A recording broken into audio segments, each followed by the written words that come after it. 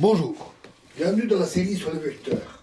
Alors considérons deux systèmes de coordonnées curvilignes, UI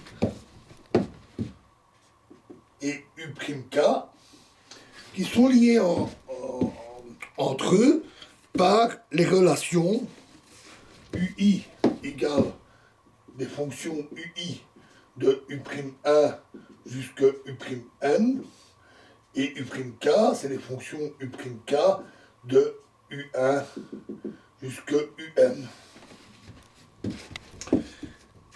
où les fonctions UI sont supposées plusieurs fois continuellement dérivables par rapport au U'K, et de même pour les fonctions U'K par rapport aux coordonnées UI. Lorsqu'on passe d'un système de coordonnées à un autre, on dit que l'on effectue un changement de coordonnées curvilignes. Les coordonnées x, y par rapport à un repère fixe sont liées également à chaque système de coordonnées curvilignes, et l'on suppose que les jacobiens d de dxj sur dui et d de dxj sur du',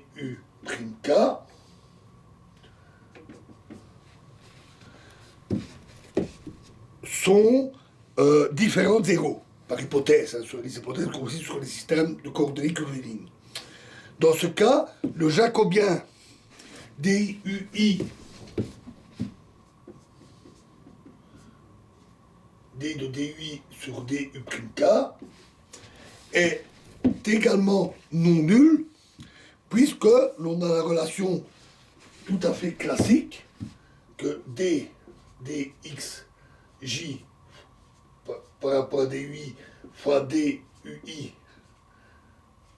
le jacobien de DUI sur DU'K est égal à d de dxj sur DU'K.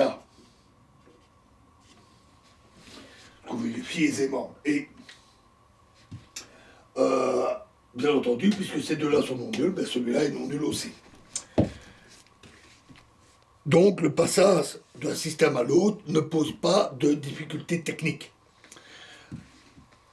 À chaque système de coordonnées UI et U'K est associée respectivement une base naturelle telle que EI est égal à dm sur dui et E'K tel que égal à dm sur du'K.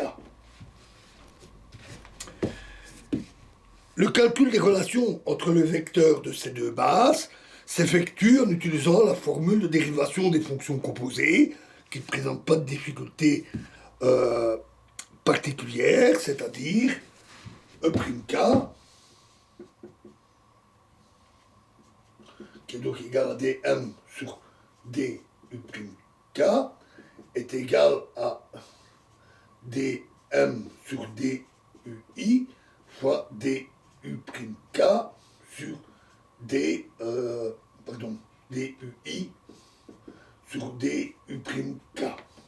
Et donc, ça, c'est égal à dui sur du'K fois EI.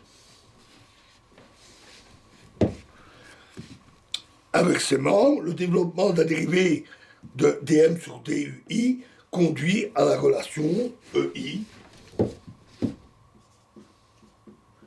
est égal à du'K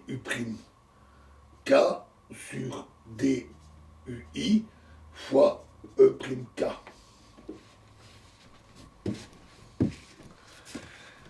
Lorsqu'on passe d'un système de coordonnées curvilignes à un autre, on substitue la base EI de l'espace vectoriel qui est associé à l'espace vectoriel associé EN à une autre base E'K de ce même espace vectoriel. Et les relations de changement de base d'un espace vectoriel ont déjà été utilisées précédemment dans la partie algébrique et écrites sous forme de relation EI égale A prime KI fois E prime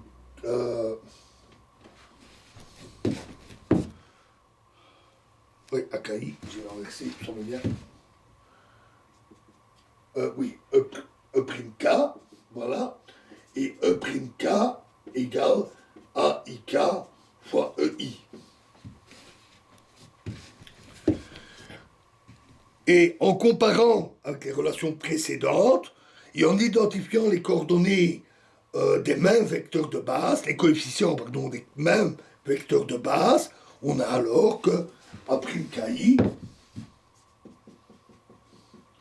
est donné par DU'K sur DUI et AIK est donné par DUI sur DU'K.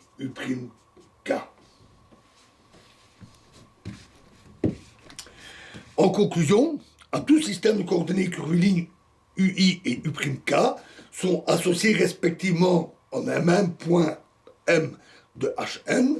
Sinon, ça concerne un point.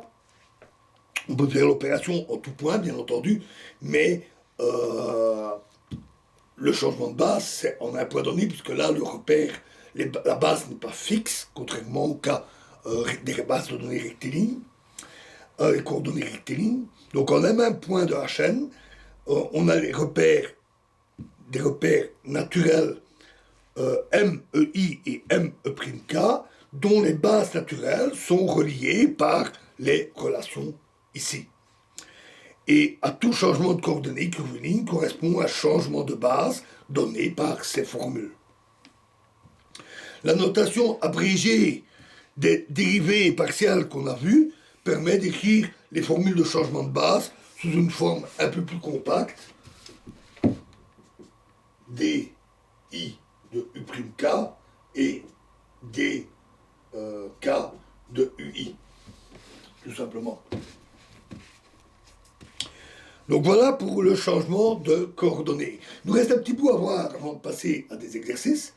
Il nous reste un petit bout à voir. Et dans la prochaine vidéo, nous parlerons de l'élément linéaire d'un espace ponctuel, qu'on appelle aussi élément de ligne. Je vous remercie.